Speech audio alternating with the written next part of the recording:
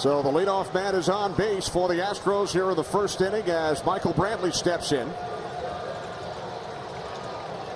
Brantley with 2 hits in 12 at-bats in this division series, 0-1. Joe, would your philosophy have been the same as A.J. Hinch, spreading out the left-handers? I would have tried to separate because they're going to use McKay. They're going to use Pache. They're probably going to use Snell, and they might even use Yarbrough. So I would have tried to say, hey, if that lefty comes in, maybe he only faces 1 hitter, and then you got to go back to your righties and try to have him chew up a lot of pieces. Because eventually you want the left-handers to get a chance to face right-handers. And Alvarez does it. He seems to have the splits that are, really equal. Brantley hits okay against left-handers, but not with a lot of power. Not the same type of OPS that he has against right-handers.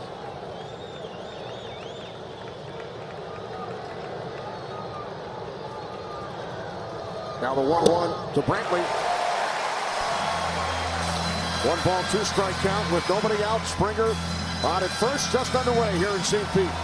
Well, the bottom of the order for the Astros, I think, is where it gets interesting with the left-right. With Reddick, who they used Tucker in Game 2 against Snell, the lefty, and then Chirinos. Will they pinch hit for Chirinos? We talked about it, Joe. You never take your catcher out if you have a lead. Well, if Verlander's still out there and there's an opportunity to add on, will he pinch hit for Chirinos to possibly put the series away, even though Verlander could still be on the mound? The 1-2 from Castillo, call strike 3.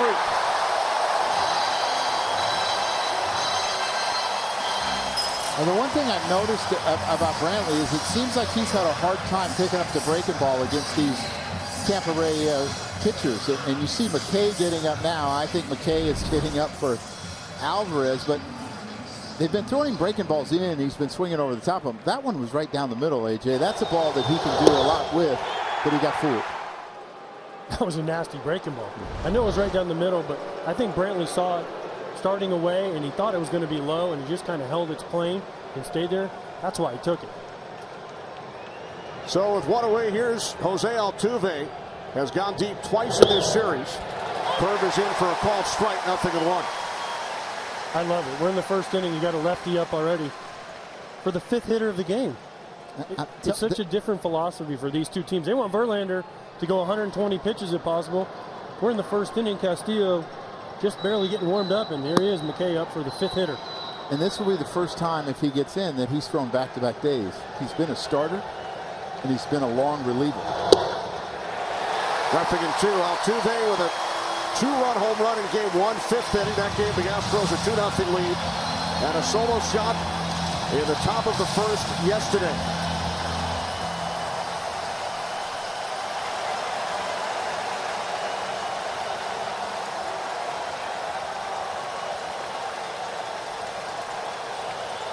Alex Bregman waiting on deck.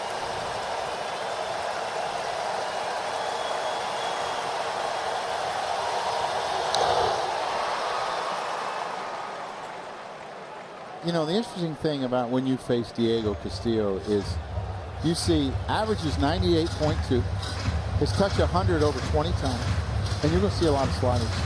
And he uses his slider a lot of times to get ahead and then tries to put you away with a fastball. Lefties, a lot of times he'll start them with first pitch sliders, but you would think a guy with this kind of movement and fastball, you'd see more fastballs, but it's not the case. Castillo faced Altuve in the 5th inning in Game 2. Altuve grounded into an inning-ending double play. Well, much like the opener, that's the new way to pitch. No longer to establish your fastball. It's establish whatever you can throw over the plate. With spin and depth. Definitely with spin and definitely with depth. And we've seen it throughout these playoffs. Curveballs, breaking balls. The numbers are way up. And why not? If you could throw a slider or breaking ball like these pitchers can, I'd be out there calling it if I was the catcher also.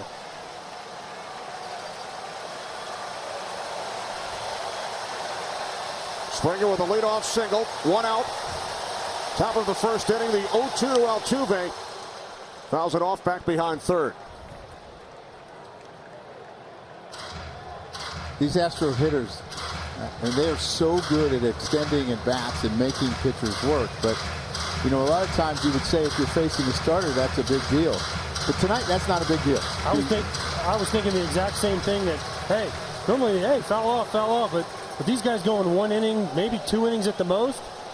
It doesn't matter. You're just trying to have quality at bats and get a hit.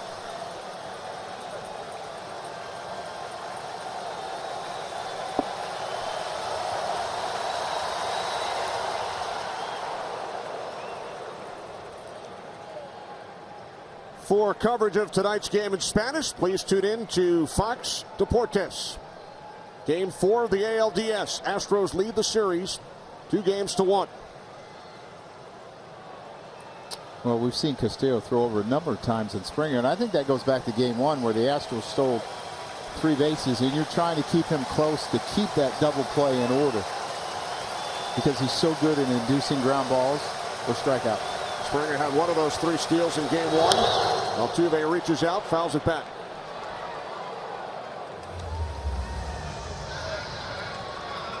Because of that ability to cover, you know, that much of the plate and even beyond the plate that Altuve has, I really think establishing inside to him is really important so he can't reach out over the plate. You can't do it, though.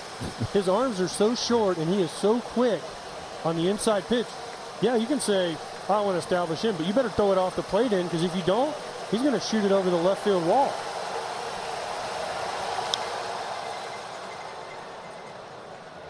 That's 99.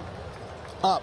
But he's still getting to it. Yeah, I mean, he's getting jammed, but again, he's fouling it off, which is, you know, putting more pressure on Castillo to continue to make good pitches. You see the hard fastball with the run in, and I mean, that's up. Those are the ones you hit off your ankles, too. I mean, look at that. It's on the other side of the white line, and he fouls it off. But he got the barrel. Yes, he got jammed, but he still got the barrel to the ball. If it would have been a strike, he probably would have hammered it. Altuve has fouled off the last 4 pitches from Diego Castillo. 7th pitch of the at-bat. Swing and a miss. Strikeout number 2 for Castillo. 2 away.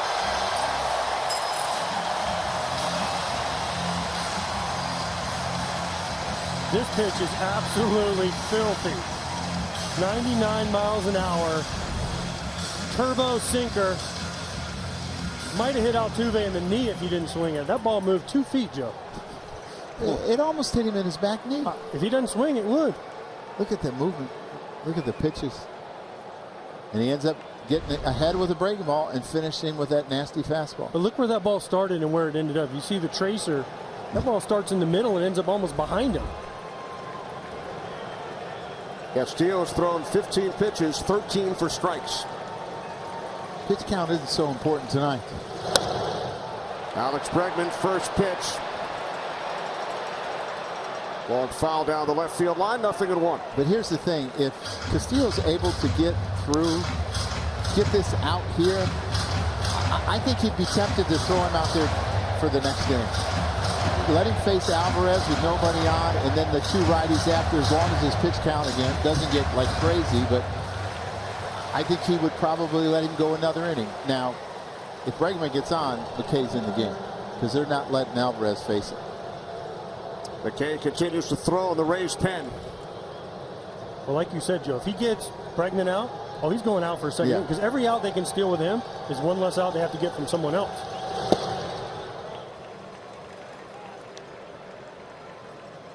You figure you got 2 from Pagan tonight. You could probably get 2 from Anderson.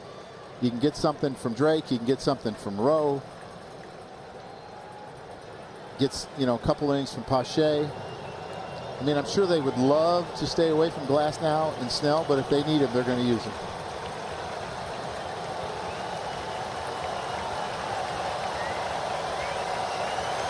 The 1-1 from Castillo. Bregman falls behind, 1-2. If Kevin Cash could use himself or the bat boy, he'd bring it in. He thinks he could get a couple outs. He'd use anybody.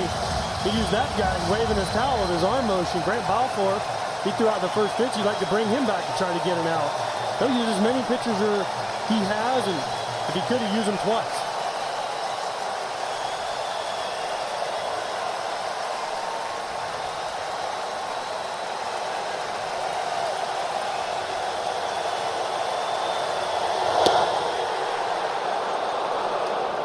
You know, AJ, he's actually done that 4 times in his managerial career. He's kept a pitcher in the game, moved him to another position, and then brought him back after 1 batter. I like that idea. I tried that one time. Did it work? Well, yeah, kind of. But the pitcher, I put him at first, thinking he'll be all right. There was a pop-up hit to him, and he missed it. Uh-oh. Oh, boy.